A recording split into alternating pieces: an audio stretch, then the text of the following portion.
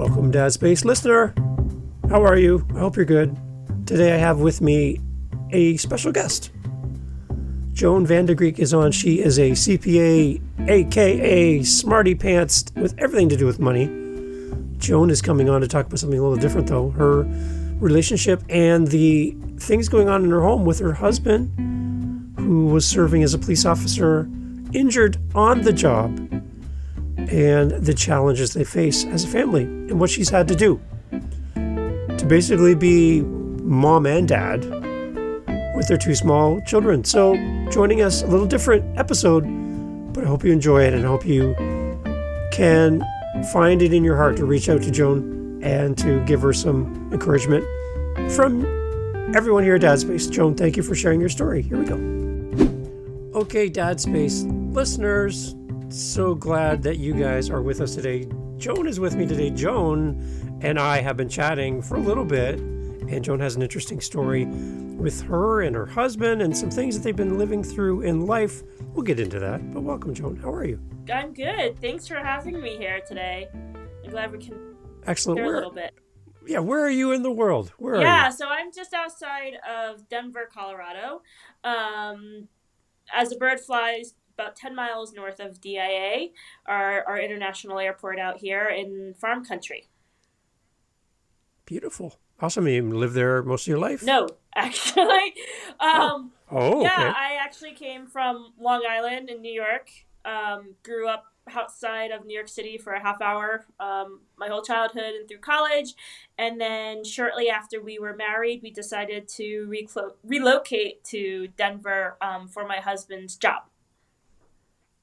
Awesome. And that kind of leads into our conversation and down the path here. But how long have you guys been married? Yeah, so we've been married, we're going on, I got to do the math really quick, 17 years now.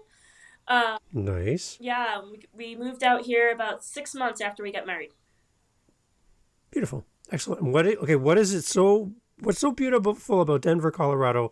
A must-see, must-do thing. If you fly into the airport, first thing you need to do is what? You know, I think the biggest thing is, I would always tell people, is to jump over going to Denver. I mean, there's things to do, but jump over that and just kind of keep on going up I-70 and go up into the mountains and spend some time up there and just drive around. And there's so much to see. You can just easily get lost for a week just going from town to town, really just kind of seeing what it has to offer. It's so pretty, and you know, certain times of year it's easier than others, but it's great. Yeah. Awesome. What do you miss about New York City? Oh my God, the food. Gotta miss something about New York. The food? Yeah. The food. Awesome. It's delicious. There's so much there. It's and the people. Been to New York City. Yeah, I've been to New York City a few times. I love it. It's beautiful. So busy. So like, I'm from Canada and I go down there and you can tell all the tourists because we're always looking up at all the buildings, and everybody else is like, you can spot the tourists a mile away. There they are. Whoa, looking at all the, so that was me. I love it there. So I haven't been to Denver, so that's on my list.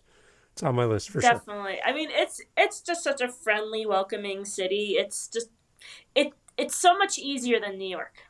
I don't know how else to describe it. It's just, you come, you can just kind of play sightseeing, and it doesn't have that overwhelmingness, I think, that like some people in New York might have, because, there's so much. New York is constantly moving. Yeah. Sometimes. Yeah. The busyness. Yeah. Everything. So it's maybe a little bit slower pace then compared to New York then? Yeah.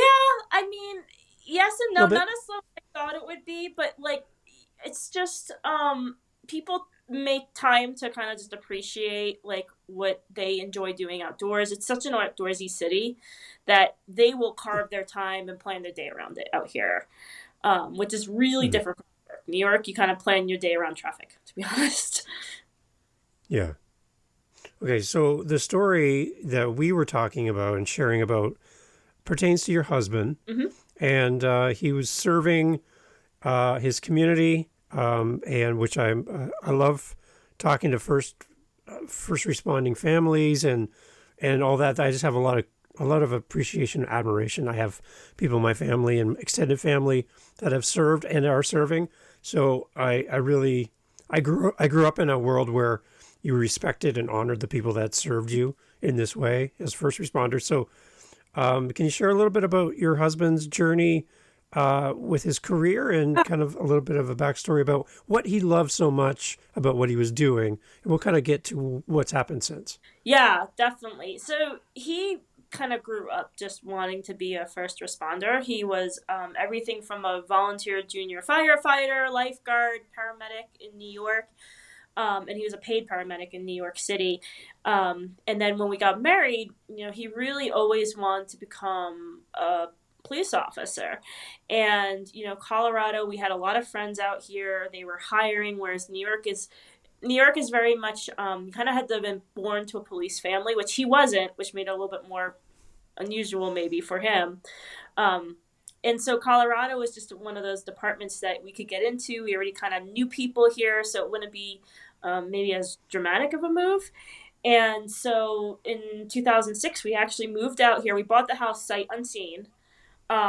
Didn't necessarily have the position yet. He was going through all of the phases of the interview process, and about a couple of days before we actually, got in the moving truck, literally, he found out that he had been accepted and his academy was going to start. About a week after we were scheduled to approximately arrive here when we drove, because, we had to relocate our whole home. So yeah, it was pretty exciting, and we literally moved here for his position. Wow. Good. And Yeah. how long how was he serving? Was So he say like 7 years roughly? yeah, so in all it's been 7 years since his injury. In all he Okay. did Okay. on the force for 12 years. He 12. worked Okay. even after he was injured for a little bit of time, as we were kind of still discovering what was going on. But he absolutely loved it. He loved interacting with the crowds and everyone. And it's funny because I remember after he got out of the academy, they asked for like, what's your first choice for neighborhoods? And he literally picked the worst neighborhood in Denver at the time. And I'm like, why? He's like, well, because it's the most like New York. It had the biggest crime rates, and it was just, he found that more interesting. He wanted to, help, Yeah. and he loved it. We Yeah. lived, eat, breathed it for years. Yeah. So he's serving. He's doing his great work as a police officer, loving his community, loving his job.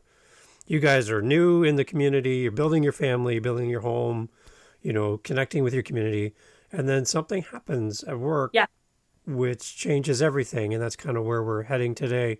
And I'd love to kind of just chat about that a little bit. Can you tell me, what happened that day? Yeah, it was super random. So I remember distinctly. My daughter was about 7 months old at the time. She was our first child.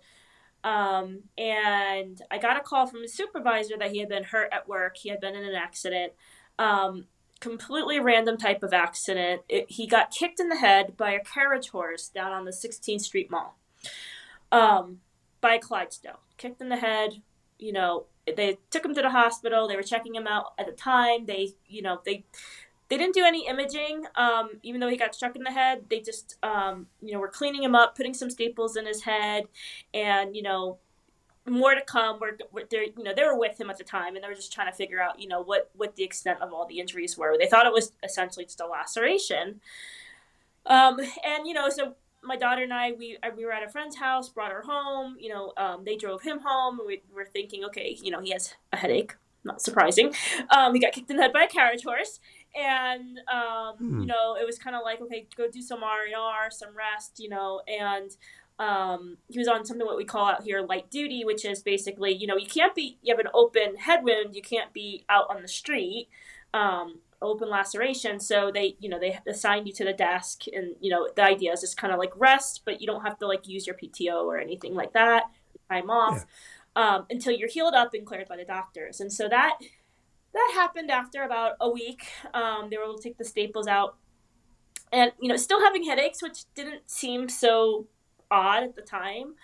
And then again, headaches, sleeping. We started noticing some little changes, and roll forward about 4 months later. I remember it was her her first birthday, we had a family member here who was a doctor, and we're like, hey, can you look at his laceration? It's still bleeding here and there, and the headaches are still bad. And he's like, well, that seems a little weird. He's an emergency room doctor. He's like, I shouldn't still be bleeding from time to time. It just wasn't like healing up and that type of stuff. And we basically started noticing, and that's the birthday kind of helps timeline it for me, is we were noticing more and more that he was argumentative, which he typically wasn't. He was a very we laughed because his friends always described him as a chipper cop. He was the happy cop that would like essentially he could arrest somebody and he would have them like laughing in the back of the police car. Like that's just the kind of guy he Yeah. was. Okay. He was just very happy-go-lucky, and we had some of his friends are like almost annoyingly so. Like, dude, we're working here, and he's like, oh, come on, he's just, well, he just needs to detox and he'll be fine. We can't let him drive home, but and he was just that kind of guy. Like he tried to kind of, he's just super friendly. But we noticed that was changing, where he would just get really short-tempered, losing things, just really kind of weird, stuff like that wasn't normal. And he, of course, he was still complaining about all of the headaches. And so we went through the process. We knew we had to maybe we should explore this because, he did get kicked in the head, explore it a little bit longer. So we tried to go through the process of like having workers' comp, reopening his case and trying to get him medical care that way.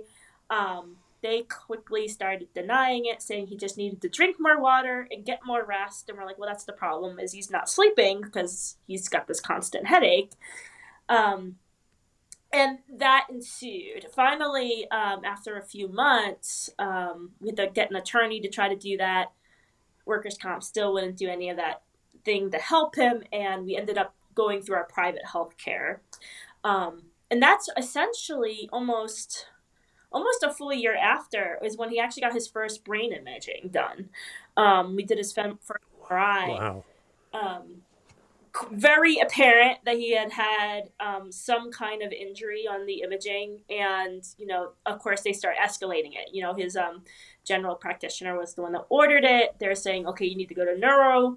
Neuro then sends us to neuropsych, and then all of a sudden things started rolling into place where we kind of got that first wave of care.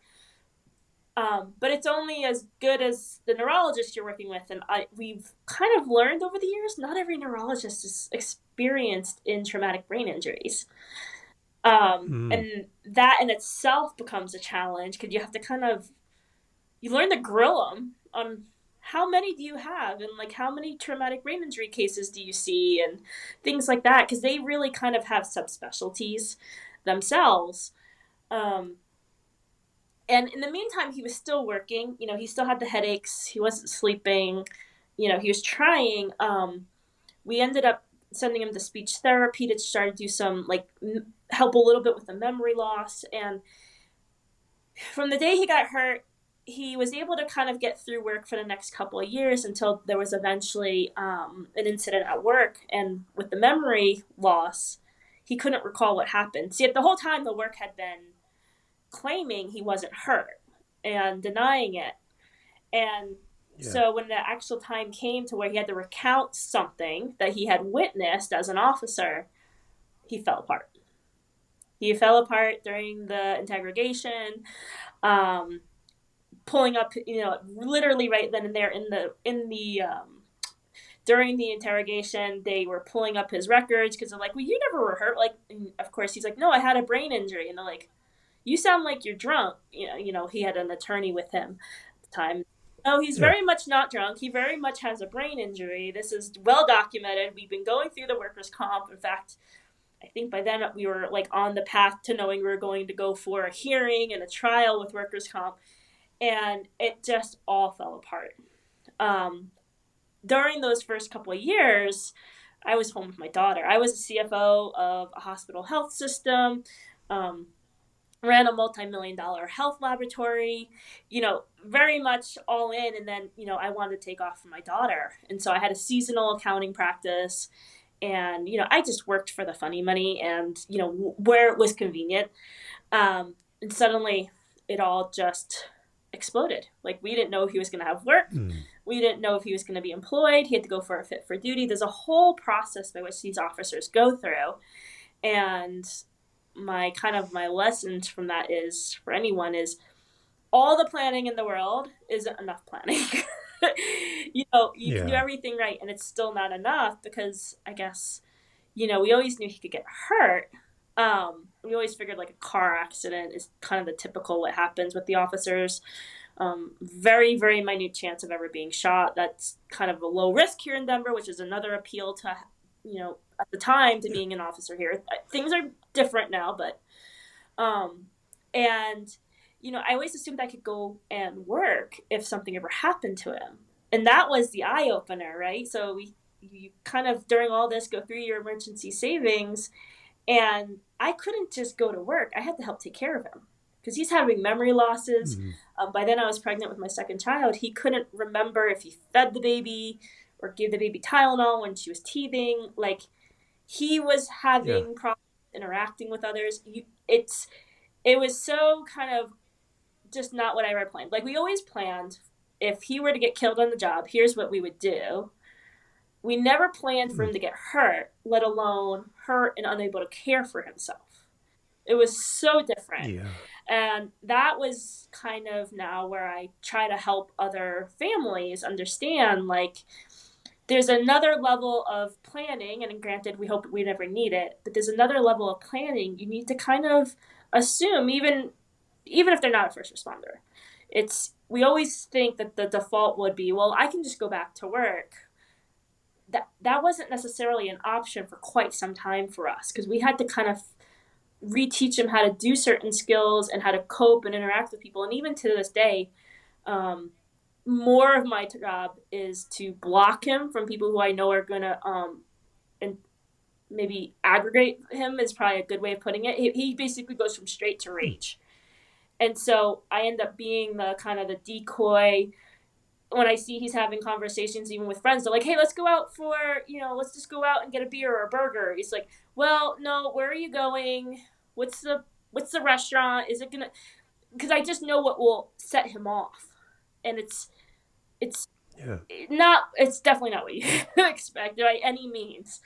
And how to plan for those things. And so that's where I've been trying to help others, just kind of like, hey, this is something you just hopefully don't need, but you should just kind of be aware of and think about, like, what would you do?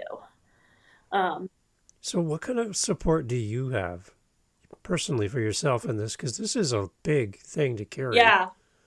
As a wife and a mother and everything. Who's in your corner in all this? Yeah, definitely. So I am his official caregiver. I do exactly kind of like that role. We have some really good friends who I can kind of entrust to basically manage him. And some of those people we do have to actually give reminders to, like, hey, they're like, oh, we just want to go grab burgers. I'm like, okay, just a reminder, don't, he's you have to kind of say, hey, he's having a bad day. He might be a little more amped than you're used to. Like, because you want him to get out and have a life and just get away from the house. But at the same time, you don't want him to punch someone in the face because he's literally that mad. Like, that's literally the extent we get to. So luckily he has police officer friends who are kind of used to people who are agitated sometimes and know how to handle that. Yep. Okay. And we have just other friends who, there's times where he's just, part of his injury is he has comprehension issues. So we learned that it's less of a memory issue and more of, he'll hear words, but not phrases. It's a comprehension, absorption issue more so. And so we have friends who are just really good. And when there's times where I can't get through to him, I have probably 2 or 3 guys that I can just say, hey, I really need you to help me with him. He's struggling. And, it's literally a phone a friend. And, we've had times where they had to come over and say, look, no, you need to just stop and, calm down. And, there's usually other things going on and we have to just kind of de-escalate. So. Yeah. So, okay. So where's everything at right now? Like, how is he doing? How are you guys doing? Is there any updates on treatment or progression? Where are we at right now? Definitely. So right now we've been able to kind of, now that COVID has kind of calmed down, we've been able to get a whole new level of care for him, which is great. It's opened some doors to do some deeper testing and this kind of better understand what his disability is. Um, it's nice in that he's kind of motivated again to try to start working on it, because it was very demotivating for a long time because people just didn't believe that he was Yeah. hurt.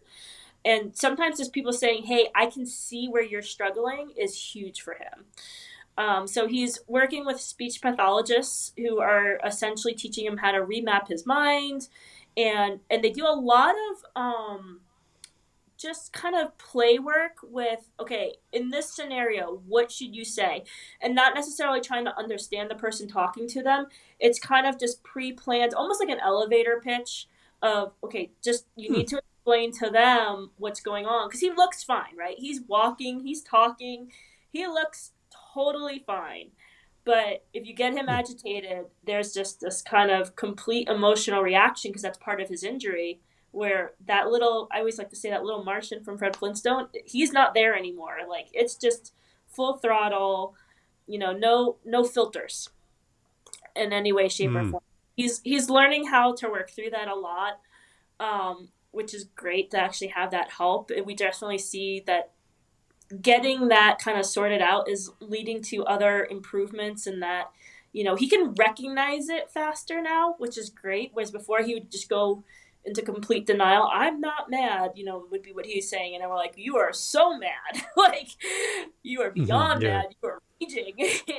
He's kind of Yeah. like, oh, I'm cranky, aren't I? You're like, you are quite cranky. It's almost like I have a 5-year-old son, and it's like that same emotional reaction, only in a full grown man. And you can point to the 5-year-old and be like, "Look, you're acting like him right now," and he's like, "Oh, okay, okay, I got it.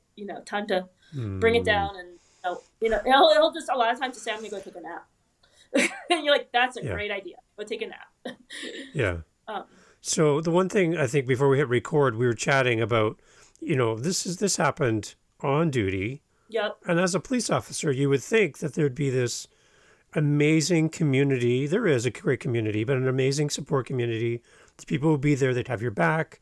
They'd be there to help you get better. Whatever you need, we got you. Mm-hmm. And Right. you're mentioning before we hit record that does exist maybe more in the military side, but in this case, it's not exactly the same. And there's a gap that you guys have seen and you're working through. And what is that gap then? Yeah, no, definitely. And that's one of the things, you get to the point where you're just so desperate at night, you're Googling anything and everything that could possibly help. Because, for a longest time, and what we didn't talk about was, we tried different medications, different treatments, everything. Most of those medications for him had horrible side effects. Just everything was having a side effect. So you start to like, okay, what's my alternatives? What can I do? And you start to see that there's additional testing, but then it would be, well, this is only approved for the military. So like FDA will like approve things on a limited basis, and what we see is it's approved for like veterans with TBIs, because they kind of brought it to light. We would see things like apps that would help with some of the night terrors and the things that were, I've had him throw me out of bed so many times thinking he saved me. Then you can believe, because he was having flashbacks in his dreams. There's apps to help with that you would wear on an Apple Watch. Again, only available for military use for our veterans, which Hmm. is great. But what you realize, and I have a few friends that with TBIs that are veterans, the treatments that they had access to don't even exist for the civilians. And that's my biggest frustration still, is that we have some good possibilities to explore, and we can't even access them, right? Like, it's almost like, I was listening to another interview, and it's almost like we're about 30 years behind. And they were saying a lot of that came out of the like Vietnam War. Like, there was just more of a heightened awareness that we need to help these guys. And it got the attention, which is great. And it got the treatments, which is great. And they're working, but it's still not here at this level for just the general Hmm. population. And there's this torn thing of like, he's not military, but he's not technically a civilian from the civilian sense of like what the police think. He's just kind of the Yeah. stuck in the middle kind of guy. And that's where we're challenged now, is that we know that there's other treatments that could possibly be helping him, but they're just not approved for general use yet. That are maybe not Yeah. and things like that. And so that's still our uphill battle right now. That Because, like, I've never had a conversation with my wife about what we should do in case I get killed at work. I'm a civilian. yeah. We've never had that conversation. And you guys have had to have that conversation Oh because this is not just a civilian job. no. Really? Like, there's a gap. There's a huge gap. So I remember when he was in his training rotation. So he basically got out of the academy and then you go on like a training probation. He brought Yeah. a form and it literally was like a plan your funeral form. To the point of, I remember having the conversation of him saying, okay, I can list here which guys you want to come to the house to tell you that I've passed. Oh my God. And so you usually kind of pick some of the buddies and the guys and like so you go through that and you do this kind of mini plan, which I appreciate, and it kind of just, the intent is to like fulfill his wishes. But what and we always know that that's always a possibility, but what we don't really think about, and I guess I kind of just assumed workers' comp would be there because like New York, you always hear about the workers' comp cases, like there's a strong union there, and I just assumed workers' comp would be there financially. Is there's a gap, and we always say and I know it sounds horrible, but it would be easier only financially if he had passed away on the job. Because if you die in your uniform, everything's automatic, right? That form kicks into place, your wishes are filled, there's pieces in place and insurance in place. The hard part is when you're hurt, no one believes you, which happens a lot more than you think, where you're hurt on the job and workers' comp denies you. And now you're unable to work. It's not like he just can't. He's a short fuse. He's unable to work physically and mentally. And I have to take care of him. So all the planning in the world did not help us plan for that. We had the life insurance, we had living benefits, which paid. So I have him reinsured. Essentially, I was able to take the money, put it aside. So I have money later for his care, because remember, we don't have workers' comp. So I'm going to pay for his long-term care, which is highly likely, statistically based on his injury, that he will need long-term care at a very young age. I have that set aside, but like it's this whole new thing. Like I overnight had to go from doing a little bit of tax work and audit work here and there to, all right, I'm all in caring for him, have 2 newborns, and I need to do business full time because I have to be at the house. I can't even go get a corporate gig because there's days where he's just done. He's sleeping all day because he's in horrible pain, and I'm taking care of the kiddos. Mm-hmm. Like, so it's just this really strange dynamic where not that we would necessarily have all the answers, but there's little things I probably would have done differently if I had ever thought I would not be able to work full time. Like I am working full time, but it's a huge talk about pivot. That was a huge pivot pre-COVID. Yeah. My exciting point is this year I have 2 kids full time in school, which is like I have gained hours and hours a day just by having that. So nice. But still very much, I work from my home. My office works from my home. My employees come to my home. We have office space set up. We've taken over the whole basement because they just know there's times where we'll have a planned call and I'm like, nope, I have to go do this. And they're used to, they're used to just saying, okay, let me move your appointments. Let me do this. Let me do that. Because Joan has to go take care of her husband or her kids, or it's just the way it is. Yeah. And you have to be upfront about that too, and kind of vet your clients. So in all of this, that acceptance. Yeah. That's right. You're still. I don't know how you're doing all this, Joan. To be honest, I have no idea how you're doing all this. Yeah. So if there's a coffee sponsor out there, Joan needs coffee. Espresso. So in all of this too, Joan, your husband's a dad, right? And I'm sure he wants to be there for his kids. He wants to be there for you. He wants to provide. As a father, that's kind of my hard wiring. I want to be there and give. And to not be able to do the way he wants to do. and has to be frustrating on top of everything else. well, and that's a lot. That's, I think in some ways that's the worse than the pain. A lot of Mm. times, because pain, like the equivalent of how we explain it is, he's basically had a migraine for 7 years that peaks every day around 3 o'clock. But when the kids come home, of course, and they're tired, but that's, I think, the bigger frustration, and that's why that's where the friends are really helpful. It's very interesting. Our friends have really shifted. The ones that brought us out here and encouraged us to be out here kind of have evaporated, and the other friends that we weren't as close to have gotten closer. It's Mm. because people don't know how to interact. They don't know what to say. They don't know what to think, and some are totally okay with the fact that, like, hey, I need you. You might have to play a parent when you're out with him for a few minutes. Not, kind of like when you guys used to go out to the bars and one got too drunk. Well, he's not drinking, but he's too drunk, like you might have to step into that scenario. And it's interesting because a lot of friends get a lot closer that you may have not been close to before because they can kind of see it or they empathize with it. It's very different, and Yeah. that's a struggle, and that's and I'm not just saying struggle. Like there's times where I'm downright mad, like frustrated, because you're like, I thought you were your friends, and and then they would complain, well, he's not doing this with me. I'm like, dude, he has a brain injury. Like, get over it. Like that's just the way it is. He can't Hmm. physically do it, or it's not that he doesn't want to, and that's I think probably way more worse than the pain is, and that drives the depression, the insomnia, the anxiety. I mean, that drives a whole different bout of all of the side effects from this, um, for Yeah. all of us. But I mean, luckily, like I said, we have some friends that have just gotten closer to us over the years, and you know, we can phone a friend, so to speak, and call him in, and you Yeah. know, hey, he just needs to get out. Yeah. But the So, kids, they okay. don't know what normal is. I've had the No. phone Yeah.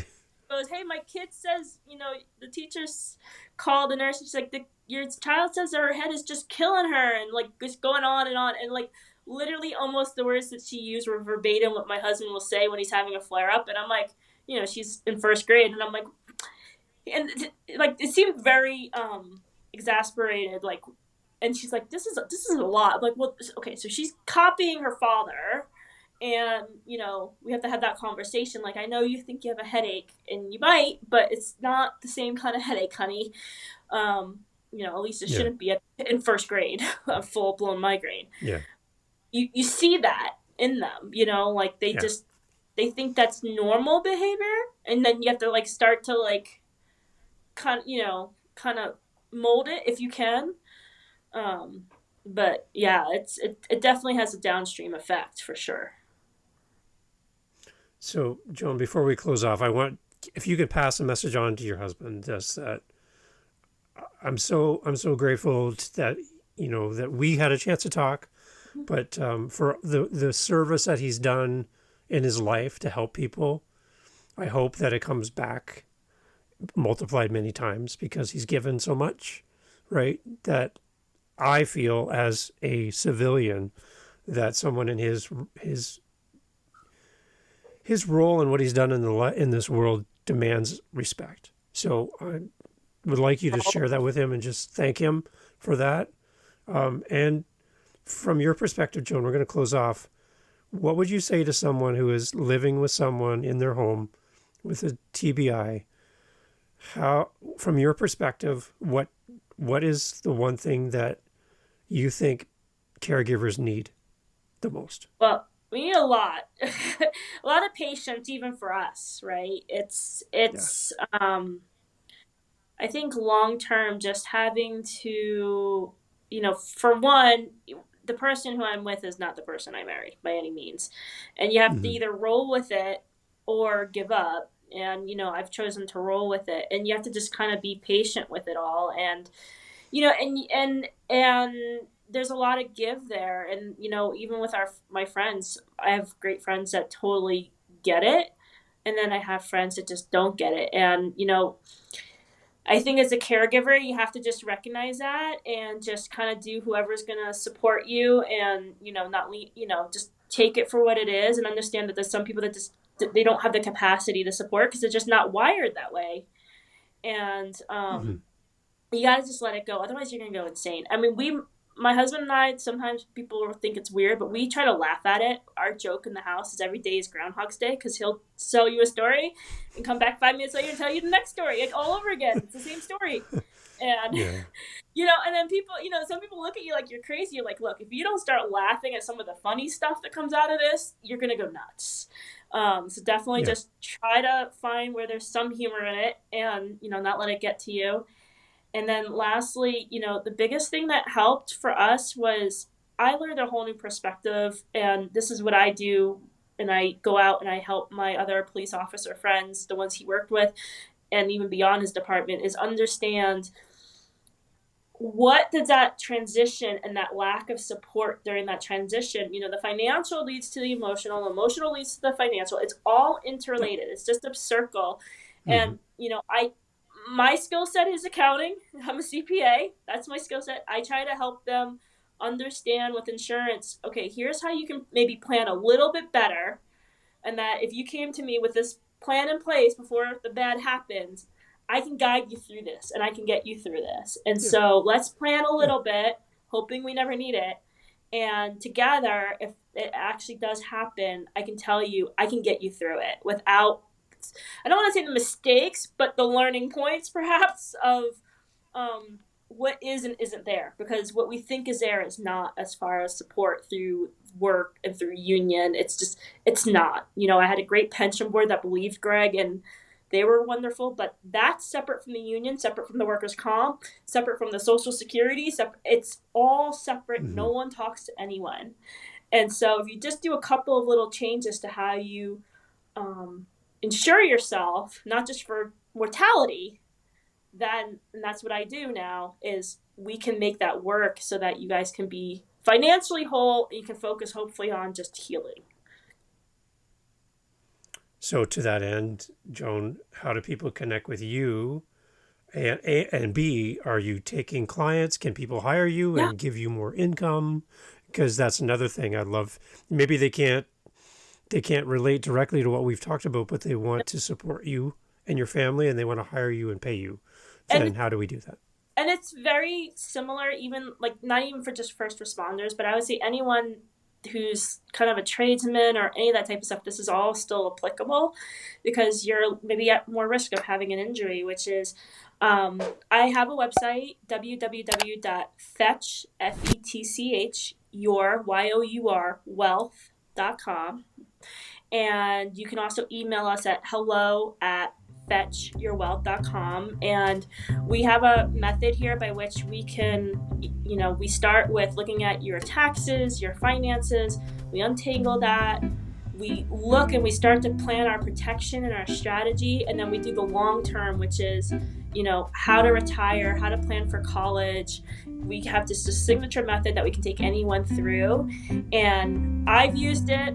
I survived with it, and we've also used it with other clients. And like I said, it's something that's proven. It works. It's simple, and I would love to help anyone, whether you're first responders or just any families. It's a great tool to use as you guys plan together, and hopefully you never have to use it. That living benefit part, like my husband did. That's the key. Is hopefully you never have to use it, but we can plan for it, and it's all in one. It's just one tool that we do for everybody. Joan, thank you for taking time out of your day. Again, huge respect to you and to your husband for all the things you've been through, but how you're making this work, how you laugh through it, and how you continue to show love for each other through times that I can't even imagine. So thank you for making time for us today and sharing your story. Thank you. Thank you for letting me come on the air. I really appreciate it. Thanks for listening to Dad Space today. Go check us out on all of our social media, YouTube, all that great stuff. You can find us as Dad Space Podcast. Real simple. Dad Space Podcast, whether you're on Facebook, Instagram, TikTok, even YouTube. Email us, dadspacepodcast@gmail.com. We're always looking for great guests to come on the podcast. If you have any feedback for us, let us know here at Dad Space. Looking forward to connecting with you on the next episode, right here of Dad Space. Follow us on your podcast app for more. Cheers. To you, Dad. Thank you.